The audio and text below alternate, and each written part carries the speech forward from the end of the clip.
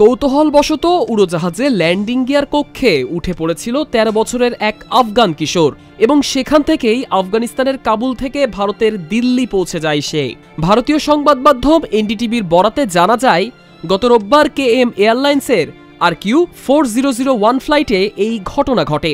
স্থানীয় সময় সকাল ১১টায় কাবুল থেকে ছেড়ে যাওয়া ফ্লাইটটি ২ ঘন্টার যাত্রা শেষে দিল্লির ইন্দিরা গান্ধী আন্তর্জাতিক বিমানবন্দরে অবতরণ করে। বিমানবন্দরে পৌঁছানোর পর নিরাপত্তা বাহিনীর নজরে আসে উড়োজাহাজটির আশেপাশে ঘোরাঘুরি করছে এক কিশোর। পরে KM এয়ারলাইন্সের কর্মীরা তাকে সেন্ট্রাল ইন্ডাস্ট্রিয়াল সিকিউরিটি ফোর্সের হাতে তুলে দেন। জিজ্ঞাসাবাদে কিশোরটি জানায় সে আফগানিস্তানের কুন্দুজ শহরের বাসিন্দা।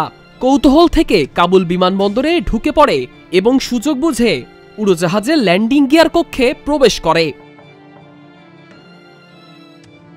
ঘটনার পর তাকে একই ফ্লাইটে করে ফের কাবুলে পাঠানো হয়। নিরাপত্তার অংশ হিসেবে উড়োজাহাজটির ল্যান্ডিং গিয়ার কক্ষে তল্লাশি চালানো হয়, যেখানে ছোট লাল রঙের একটি স্পিকার ছাড়া আর কিছুই পাওয়া যায়নি। পরবর্তীতে বিমানটিকে নিরাপদ ঘোষণা করা হয়।